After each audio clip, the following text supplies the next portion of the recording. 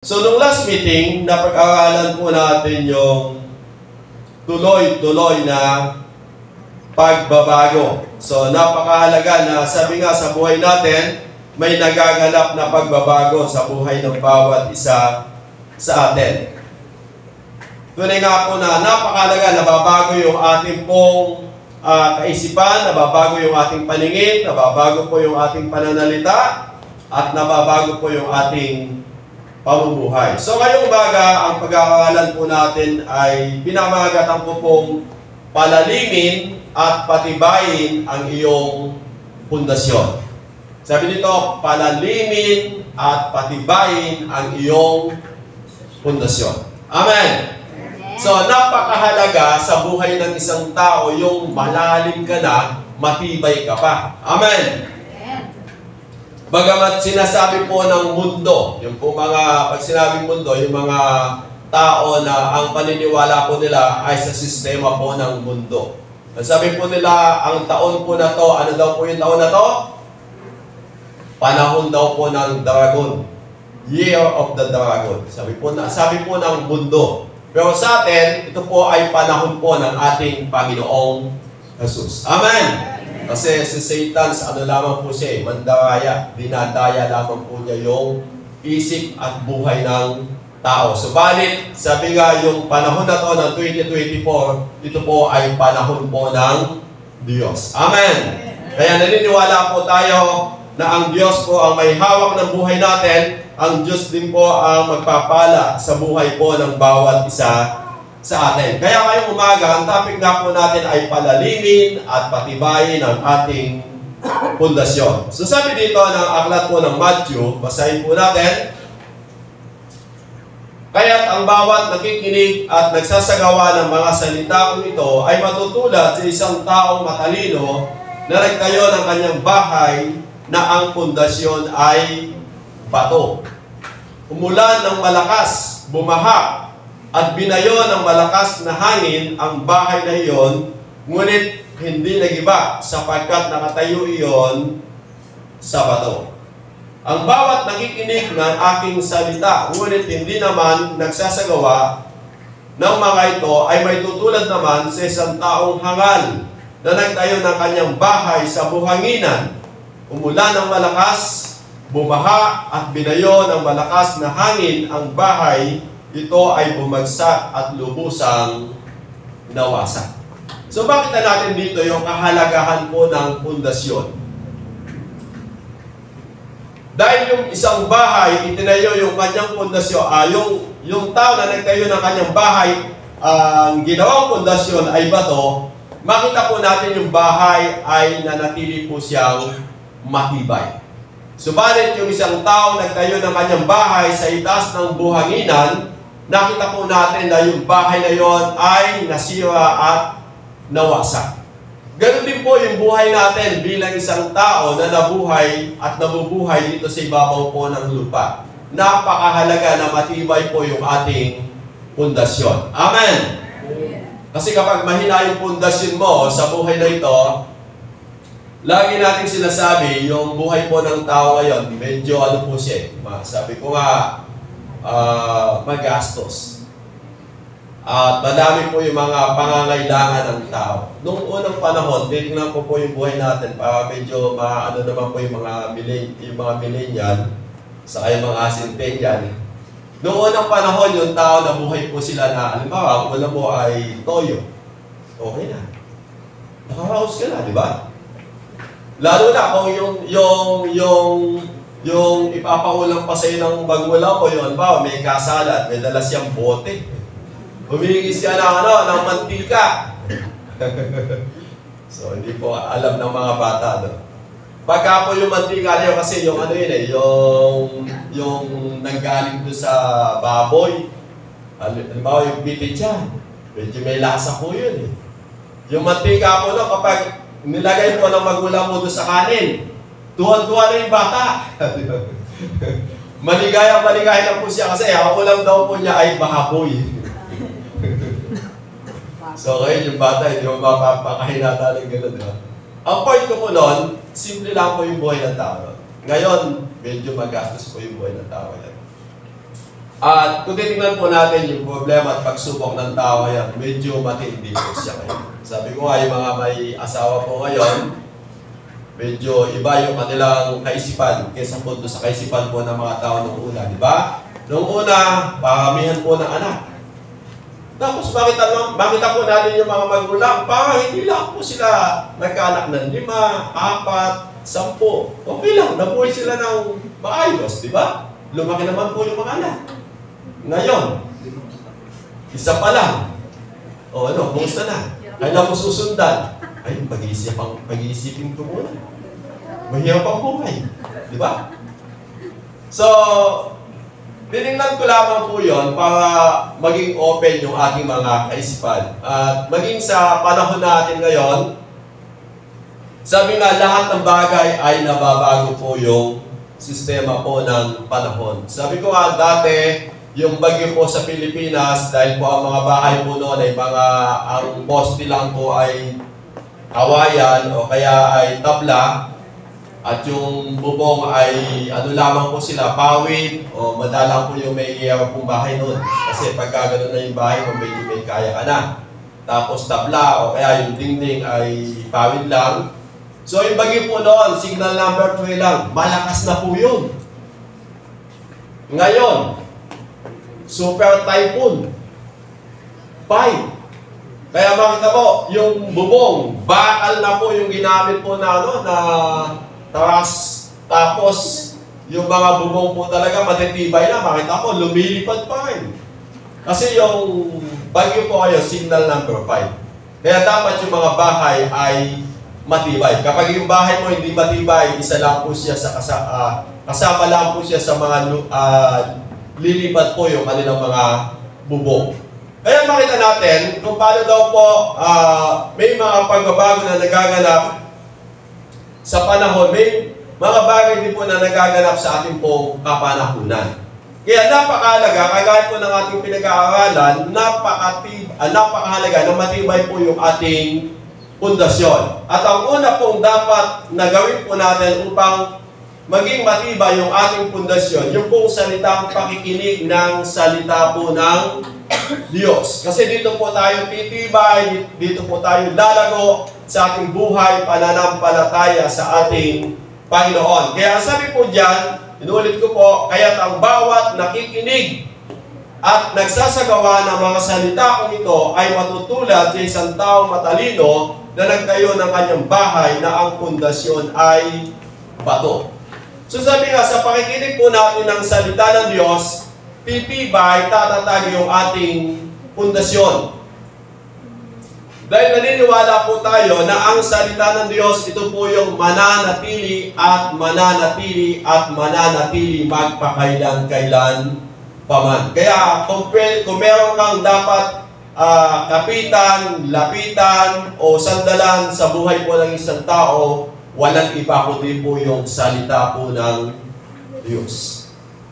At sabi po ng Biblia, kapag sinabi ng Diyos, ito po ay kanyang ginagawa. Kapag ipinangako ng Diyos, ito po ay kanyang tinutupad.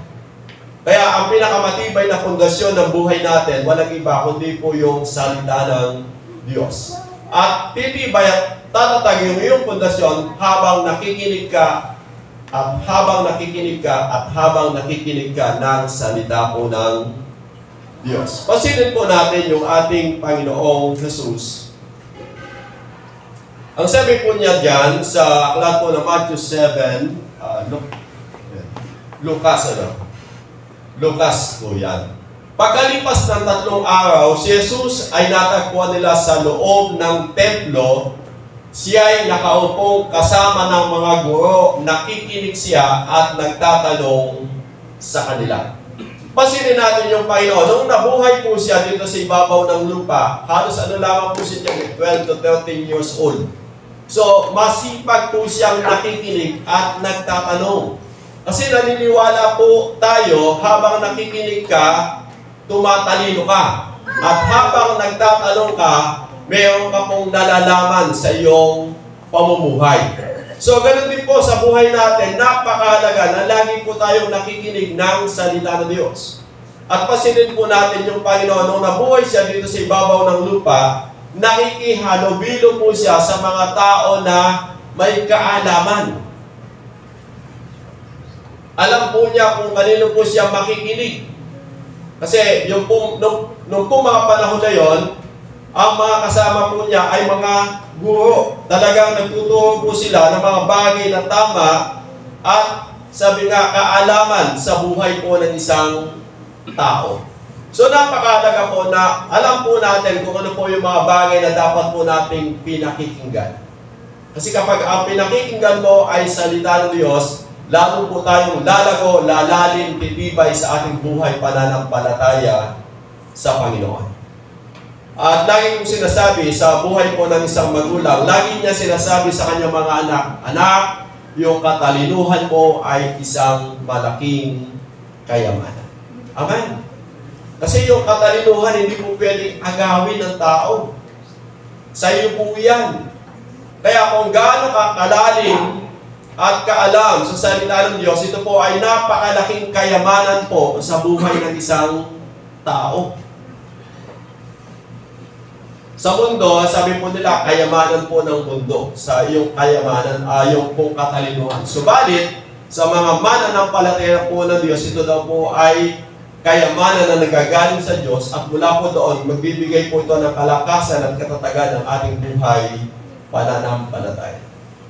Lalo na po kayong month of January, ito po ay Bible month. Ito po yung pagkilala natin at pag-alala natin tungkol sa salita ng Diyos. Na ang salita ng Diyos, ito po yung napakahalaga sa buhay po ng isang tao. Kaya mapapansin natin si Joshua mismo, sinabi niya, ang aklat na ito ay iyong pagbulay-bulayan araw at gabi upang iyong masunod na lahat ng nasusulat dito. Kung magkagayon ay giginhawa ka at magtatagumpay ka sa iyong buhay. Kung gusto daw po natin maging matagumpay at maginhawa yung buhay natin, lumago po tayo, lumalim po tayo sa salita po ng Diyos. Amen! Kasi wala po ako nakita sa Bible na binanggit upang tayo po ay lumago at magtagumpay at maging masagana yung ating buhay, kundi sa pamamagitan po ng pakikinig po ng salita po ng Diyos. At mismo si Apostol Pablo, binanggit niya sa Romans 10:17, kaya't ang pananampalataya ay bunga ng pakikinig, at ang pakikinig naman ay bunga ng pangangaral tungkol kay Kristo. So yung pananampalataya natin, lalago lang kung tayo po ay patuloy na makikinig at makikinig ng salita ng Diyos. Hindi po tungkol sa ibang pakikinig, kundi ang pakikinig lamang po natin ay tungkol po sa ating Panginoong Jesus. Ito po yung magpapalago ng ating buhay pananampalataya sa Panginoon. Sa Bible, may dalawang kwento po siya na pwede natin makita tungkol sa kahalagahan po ng pakikinig. Ang sabi dito sa Luke chapter 10, verse 38, ang sabi po dyan, si Jesus at ang kanyang mga alagad ay nagpatuloy sa kanilang paglalakbay at pumasok sa isang nayon. Malugod silang tinanggap sa tahanan ni Marta. May kapatid siyang si Maria na naupo sa may paanan ng Panginoon upang makinig sa kanyang itinuturo.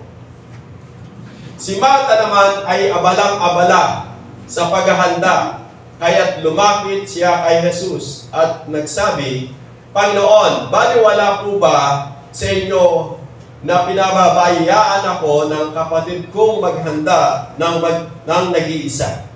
Sabihin nga po ninyo, siya ay tulungan naman ako. Ngunit sinabi ng Panginoon sa kanya, Marta, Marta, nababalisa ka at abalang-abala sa maraming bagay, ngunit iisa lamang ang kailangan.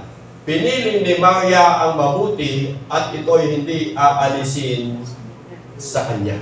So, ang pinakamahalaga pala sa buhay ng tao, yung makinig ka muna bago po tayo gumawa. Amen. Kasi kapag nakapakinig ka ng salita ng Diyos, may kapahayagan ka na nagagaling sa Diyos at mula doon magiging maayos, magiging maganda yung ating pong magiging pamumuhay. Kasi may salita ka ng Diyos eh. Sa mundo po natin ngayon, sabi ko nga, kapag wala kang salita ng Diyos, maraming pagkakataon na tayo po ay maligaw po ng landas. Kasi sa mundo, lagi kong sinasabi yung mali pwedeng maging tama at yung tama pwedeng maging mali. Subalit kapag nandyan yung salita ng Diyos sa ating puso at isipan, tiyak magiging tama at magiging maayos yung takbo ng ating magiging pamumuhay. Amen? Si Maria, ang ginawa po niya, nakinig. Kasi alam niya doon sa kanyang gagawing pakikinig, magiging maayos, magiging maganda yung takbo ng kanyang magiging buhay. Si Martha naman, masipag lang, gawa ng gawa. Alam niyo po, napakahirap din sa buhay ng isang tao yung gawa ka ng gawa, wala kang magandang instruction sa iyong pamumuhay. Kumbaga sa gumawa ka ng bahay, naisip po ganito, ay dito na naman. Pero kung meron kang susundan, kumbaga sa isang pagaling, meron kang naka-arkitekto yung bahay mo, bawat gawa mo, pag natapos, maganda. Kasi may sinusundan ka eh. May napakinggan ka, may sinusundan ka, kaya may maayos na gagawin ka. Subalit kapag gawa ka lang ng gawa at wala kang sinusundan, napapakinggan, ang magaganap sa buhay mo nun, kabit, tanggal. Di ba? Ganun po ko minsan. Kasi walang instruction. Wala siyang layout. O maganda sabihin, hindi siya naka-arkitekto. Kaya pag tinignan po ng tao yung ginawa po ng isang arkitekto, kaganda eh. Ayos naman ang bahay na yan. Eh yung wala pong arkitekto, palagay nyo, sablay-sablay ka. Hindi ka pantay-pantay. Kasi dugtong-dugtong, di ba? So, ganun po kahalaga yung pakikinig ng salita ng Diyos. Nagbibigay po ito sa atin ng gabay upang mamuhay tayo ng tama at mabuti at kalugod-lugod sa paningin po ng Diyos. Kaya mapapansin natin dito yung dalawang tauhan dito sa Bible na napakaganda yung kahalagahan po ng pakikinig natin sa salita ng Diyos. Pagkagising mo sa umaga, napakalaga namin, napapakinggan ka ng salita ng Diyos. Bago ka gumalaw o magdesisyon, magplano sa isang bagay, napakahalaga, may napapakinggan ka na salita po ng Diyos. At sabi ko nga, ngayon po ay January, napakahalaga na alam po natin yung salita po ng Diyos na nakalagay sa ating mga puso at isipan na magiging gabay po natin sa pagtakbo po natin ngayong 2024. Si David, ang sabi nga po ni David, salita mo'y isang tanglaw na sa akin ay patnubay, liwanag na tumatanglaw sa landas ko na dinadaanan. So yung salita ng Diyos na daw po yung tanglaw natin sa landas na ating pong dadaanan. Kaya kung gusto po natin maging maayos, maging mapayapa, maging matagumpay yung buhay natin this year, 2024, sabi nga, makinig po tayo ng salita ng Diyos. At mula po doon, magiging matibay yung ating pundasyon bilang isang mananampalataya po ng Diyos. Amen? Sabi nga yung makinig po tayo. At kuminsan, bilang mga tao, maraming ginagamit ng Diyos upang mapakinggan po natin yung tinig ng Diyos. Sabi ko, kung titignan po natin yung Bible, ginagamit ng Diyos yung Holy Spirit. Nandiyan po yung Holy Spirit na mangungusap sa atin upang malaman natin yung kalooban ng Diyos. Pangalawa, nandiyan po yung salita ng Diyos na nagpapaalala sa atin upang malaman po natin yung kalooban ng Diyos. Pangatlo, nandiyan din po yung mga tao na ginagabayan ng Diyos upang mapaalalahanan ang buhay ng bawat isa sa atin. At pang-apat, ito yung maganda. Yung ibang tao o yung mga bagay sa buhay mo na gagamitin ng Diyos upang mapaalalahanan ka, upang gawin natin at yun din kung ano yung kalooban ng Diyos. Kagaya po sa Bible, di ba si Balaam? Ano po yung ginamit po doon ng Diyos? Yung asno. Nagsalita. Ang malungkot doon, yung tricycle mo nagsalita. Brad, hindi ba linggo ngayon? Saan ka pupunta? Ba, sinakit mo yung motor mo. Papunta sa sa baliwag. Baka sabihin ng motor mo, Brad, linggo ngayon. Ba't iba yung pupuntahan mo? Di ba? Amen po ba doon? Amen. So, mahalaga makapakinig po tayo ng salita ng Diyos. At sabi ko nga, iba't ibang kaparaanan gumagamit ang Diyos. O magandang sabihin, yung kapitbahay mo na. Yung kapitbahay mo na hindi mananampalataya. Oy, bakit? Di ba linggo ngayon? Ba't hindi ka sumamba? Medyo magandang paalala po yun, di ba? Yung mismong hindi mananampalataya, ginamit ng Diyos para mapaalalahanan ka. So, napakalaga po yun, yung pakikinig ng salita ng Diyos. So, ano pa? Sa Santiago, Kapitulo 1, talatang 22, sabi niya, mamuhay kayo ayon sa salita ng Diyos. Kung ito'y pinapakinggan lamang ninyo, ngunit hindi nyo isinasagawa, dinadaya ninyo ang inyong sarili. Alam niyo po, hindi naman po yung Diyos ang dinadaya natin. Hindi dinadaya daw po natin yung ating sarili. Kung alam mo naman yung salita ng Diyos tapos hindi mo ginagawa, hindi naman po yung Diyos ang dinadaya mo eh. Una, dinadaya mo yung sarili mo. Alam niyo po, ganito po natin tingnan yung salita ng Diyos. Yung salita ng Diyos, ibinigay ng Diyos upang mamuhay po tayo ng mapayapa. Ang salita ng Diyos, ibinigay sa atin upang tayo patuloy na mapagpala. Ang salita ng Diyos ay ibinigay sa atin upang maiwasan natin yung mga kapahamakan sa buhay ng bawat isa sa atin. Napakalaga, tingnan po natin yung salita ng Diyos ay positibo, hindi po negatibo. Kasi yung iba, ang tingin po nila sa salita ng Diyos, yung po bang batas? Hindi. Ang salita ng Diyos, ibinigay po ito sa atin upang maging gabay natin at patnubay, upang yung lahat ng biyaya, lahat ng pagkapala, ay masumpungan ng buhay ng bawat isa sa atin. Kaya sabi niya, mamuhay kayo ayon sa salita ng Diyos. Kung ito'y pinapakinggan lamang ninyo, ngunit hindi nyo isinasagawa, dinadaya ninyo ang inyong sarili. Magandang sabihin, tayo po yung lugi. Tayo po yung nawalan. Kasi ipinaunawa na po sa atin ng Diyos kung paano tayo iingatan ng Diyos, kung paano tayo gagabayan ng Diyos, kung paano tayo pagpapalain ng Diyos. Kapag hindi po natin ito ginagawa, tayo daw po yung nawawalan. Amen. Kagaya po ng Sunday, sabi ng Bible, unahin mo yung Diyos. Mabuhay sang-ayon sa kanyang kalooban at ang lahat ng bagay ay ipagkakaloob sa iyo. Sino po yung lugi kapag hindi dumalo ng linggo? Tayo. Tayo po yung nawalan. Kasi yung additional blessing na ibibigay sa iyo ng Diyos, hindi mo nakamtan. Sabi ko ngayon, pagkapalang spiritual, pagkapalang physical, pagkapalang pinansyal, ay namiss ng buhay ng bawat isa na hindi po dumalo po ng linggo. Kasi ang sabi ng Bible, kapag sinabi ng Diyos, ginagawa niya. Dahil ito po ay palatuntunan ng Diyos, gagawin po niya ito sa buhay ng bawat isa. Kaya kapag ginawa mo yung salita ng Diyos, kasunod po nito yung pangako ng Diyos.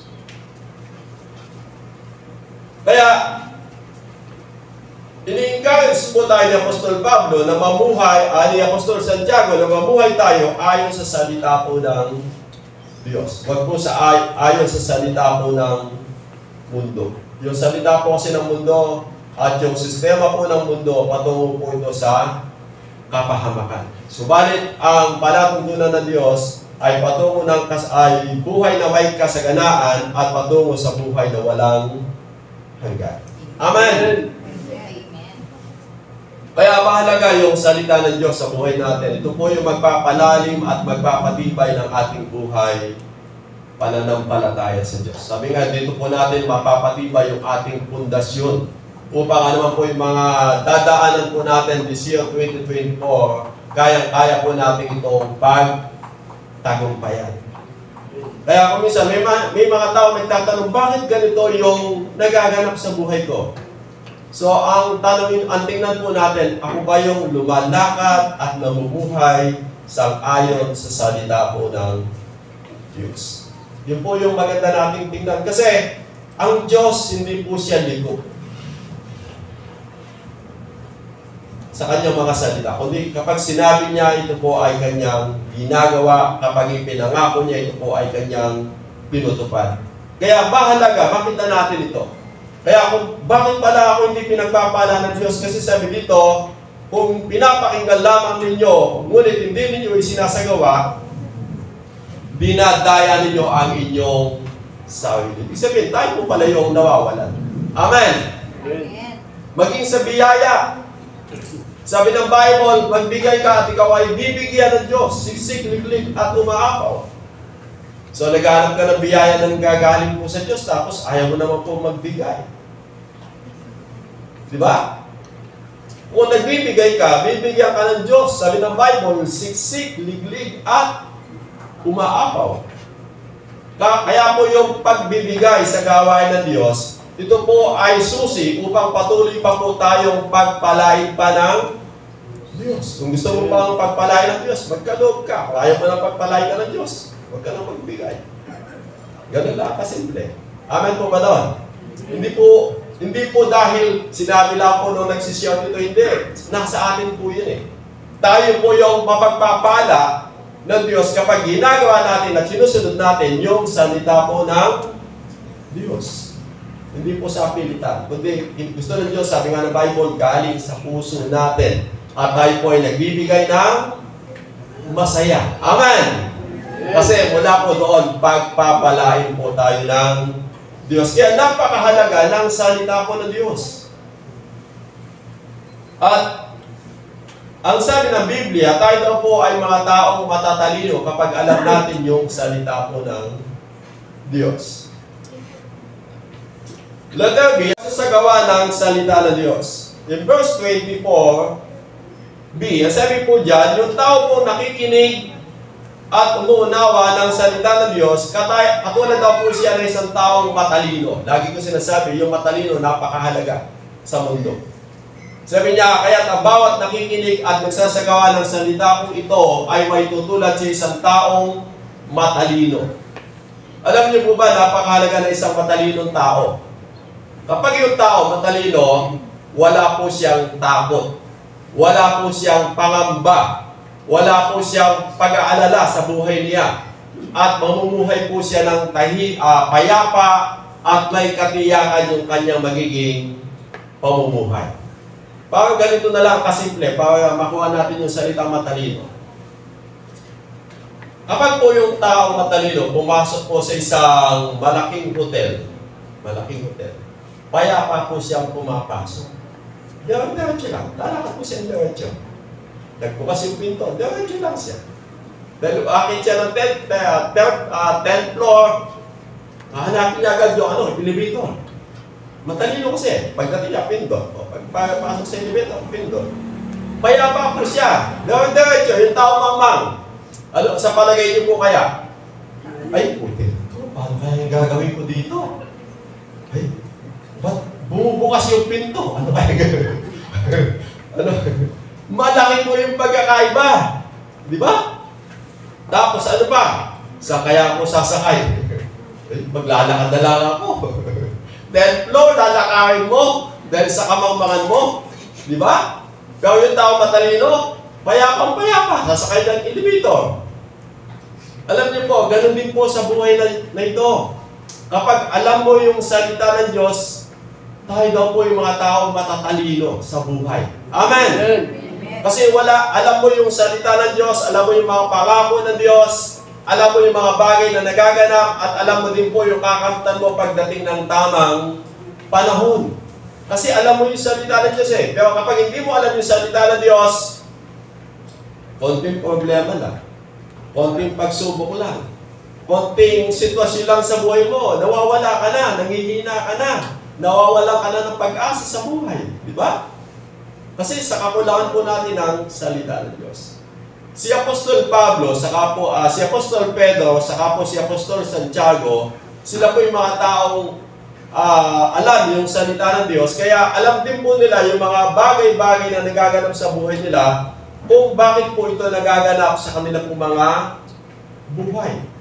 Agaya po ni Apostol Santiago, sabi niya, mga kapatid, magala kayo kapag dumadaan kayo ng mga pagsubok. Sapagat alam ninyo na napapatatag ng mga pagsubok ang inyong pananampalataya at dapat kayo magpakatatag hanggang wakas. So, ang pananaw po ni Apostol Santiago sa pagsubok, kagalakan at katatagan ng kanyang buhay, pananampalataya. Kasi alam po niya yung bunga, yung pakinabang. Kung hindi po natin alam yung bunga at pakinabang ng pagsubok, ay hindi na natapos ng pagsubok na ito.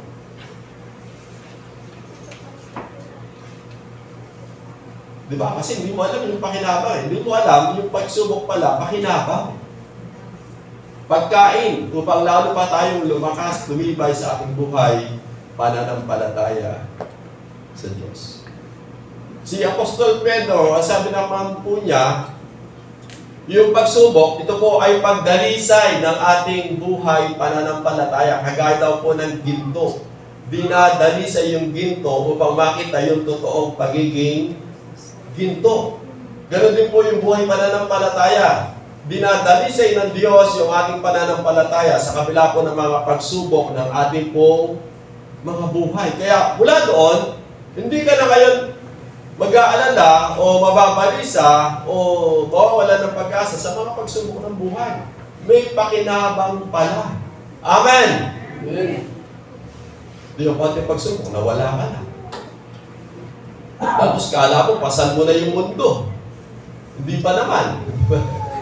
So, dahil sa kakulangan po natin ng kaalaman sa salita po ng Diyos. Kaya mahalaga maging matalino po tayo. Alam natin yung salita ng Diyos. Kahit na sabi nga, maganap po yung mga nagaganap sa mundo, dahil alam mo yung salita ng Diyos, wala kang dapat na ipag-alala sa iyong buhay. Amen. Naniniwala po ba kayo sa sinabi ng Diyos, yung buhay po natin tapos na? Amen. Yung pagkasilaw mo hanggang kamatayan mo, tapos na po sa Diyos yun. Kumbaga sa isang arkitekto, nakaguhit na. Ang ginagawa mo na lang ngayon, lumalakad ka na lang sa mundo na to, habang hindi dumadating yung panahong itinakda sa iyo ng Diyos. At sabi niya, hawakan niya, di ba? Hindi ka niya iwanan, hindi ka niya pababayaan na. Kung paano daw yung mga ibon, hindi kumakain, pinakakain, hindi naghahanap buhay, kumakain. Tayo pa po kaya, sabi niya, na mas higit po sa mga ibon. Wala po tayong dapat na ipag-alala dahil alam po natin yung salita ng Diyos. Kaya napakahalaga na alam natin yung salita ng Diyos. Upang mula doon tayo po ay maging matalino at maging matibay o malalim yung ating pundasyon. Kasi yun po yung magpapatibay sa atin. Subalit yung tao na hindi nakikinig at hindi umuunawa ng salita ng Diyos, at tulad daw po siya ng isang taong nagtayo ng bahay sa may buhanginan. Kaya nung dumating po yung napakalakas na bagyo, napakalakas na hangin, napakalakas na ulan, yung bahay na yon ay lumuho. Alam niyo po ba, ang pagkakaiba lang natin sa mga hindi mananampalataya, hindi nila alam yung salita ng Diyos. Pero yung bagyo ng buhay, lahat tayo dinadaanan po ng bagyo. Agaya po ng bahay, di pwede sabihin ng bahay dito, ng bahay doon, ba't umahangin doon? Dito hindi umahangin. Di po ba umahangin din? Bakit mainit doon? Dito ba hindi mainit? Pahas lang, di ba? O bakit muulan? Nababasa yung bahay doon, nababasa yung bahay dito. Ang pagkakaiba lang doon, gaano pa katibay o kalalim ang iyong pundasyon sa pamamagitan po ng salita po ng Diyos. At sabi pa rin po dito, yung kahalagahan ng makikinig at umuunawa ng salita ng Diyos, sabi niya sa Matthew 13:23, ang sabi niya dito, at ang katulad naman ng binhing na hasik sa matabang lupa, ay ang mga taong dumiyawinig at umuunawang mabuti sa mensahe, kaya ito ay namumunga ng sagana na may tig-100, may tig-60, at may tig-30. Ang pinakamensahe po dito, yung mga tao nakikinig ng salita ng Diyos at inuunawa yung salita ng Diyos, sila daw po yung namumunga po ng sagana. Ibig sabihin yung blessing nandoon. Hindi ka lang napagpala spiritually, pati po yung ating buhay magiging masagana. Ang sabi ng Bible, sabi niya may nagbubunga ng tig-100, may tig-60, at may tig-30. Yung pakikinig at pagsunod sa salita ng Diyos, ito po ay nagbubunga po ng kasaganaan. Kaya wala pong nasulat sa Bible na yung mga tao nakinig at sumunod sa Diyos, hindi po sila pinagpala. Kundi yung mga tao nakinig at sumunod sa Diyos, sila po yung mga taong pinagpala po ng Diyos. Amen! Amen. Kaya hindi po kalugihan yung tayo po ay lumalim at tumibay sa salita po ng Diyos. Kung dito po yung susi upang tayo po ay sumagana pa yung ating buhay.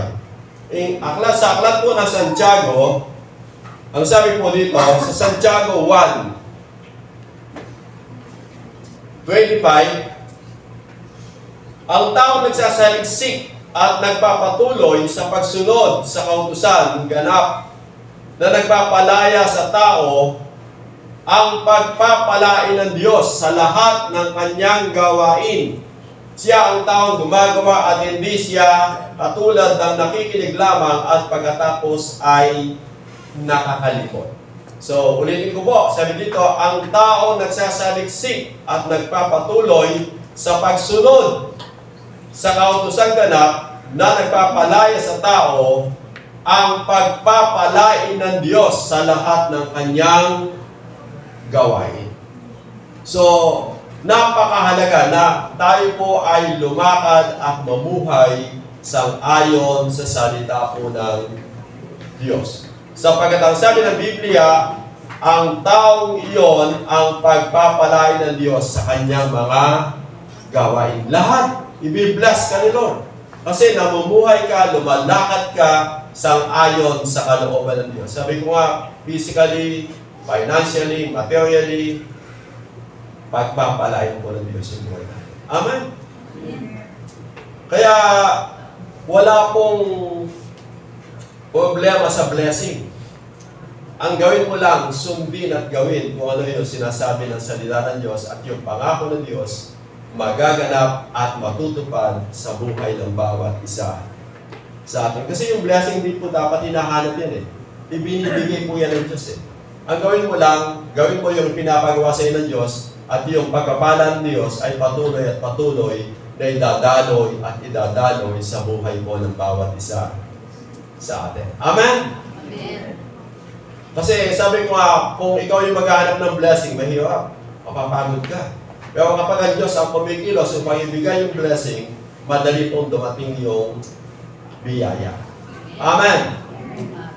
At sabi ko, kapag ang Diyos ang kumilos, madami pong uwak ang gagamitin upang matugunan yung lahat ng ating mga pangangailangan. Ganun po kabuti yung Diyos sa buhay po natin. And last verse, sabi dito,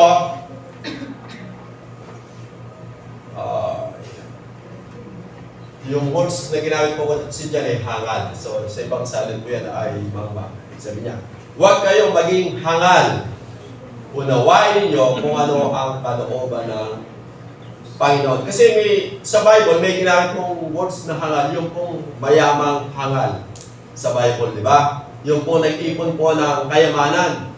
Kaya sabi po doon, mag-ingat kayo sa lahat ng kasakiman, sapagkat ang buhay ng tao ay wala sa laki ng kanyang tinatangkilik.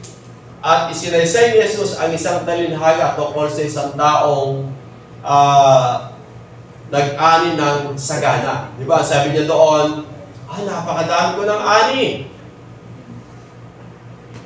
Ang gagawin ko, sabi niya, igigiba ko yung mga maliliit kong kamalig at magpapatayo ako ng malaking kamalig. At ang sabi niya, ang gagawin ko na lang, sabi niya, ganito na lang, kakain iinom, magsasaya sa Biblia. So, maganda naman po yung kanyang inisip, di ba? Sa kanyang buhay. Kaya lang, ang sabi sa kanya ng Diyos, ikaw na hangal, sa gabing ito, babawi ang kanilang buhay. Mapapakanino kaya ang iyong mga kayamanan? Ganyan ang sasabihin ng isang taong, sabi niya doon, mayaman sa salibutan, ngunit dukha naman sa paningin po ng Diyos. Ang ginamit po doon ng God, yung salitang hangal. Kung bakit sinabi niya po doon na hangal, kasi yung tao na yon nagtiwala lamang po siya sa kanyang kayamanan. Subalit, wala po siyang matibay na relasyon sa Diyos. Yung taong hangal, yun po yung kanyang kalagayan. Subalit, yung tao na nakikinig at ginagawa yung salita ng Diyos, ito po yung taong matalino na mula doon, yung biyaya, yung pagkapala ay patuloy at patuloy na ipagkakaloob sa buhay po ng bawat isa sa atin. Kaya sabi niya, huwag kayong maging hangal. Unawain niyo kung ano ang kalooban ng Panginoon. This year, sabi ko nga, huwag tayong maging mangmang sa salita ng Diyos. Kundi maging matalino tayo kung ano yung kalooban ng Diyos, upang lahat ng mga pangako ng Diyos, upang lahat ng mga pagpapalang nakalaan sa akin ng Diyos, ay patuloy at patuloy na dumaloy at dumaloy pa sa buhay po ng bawat isa sa atin. Amen!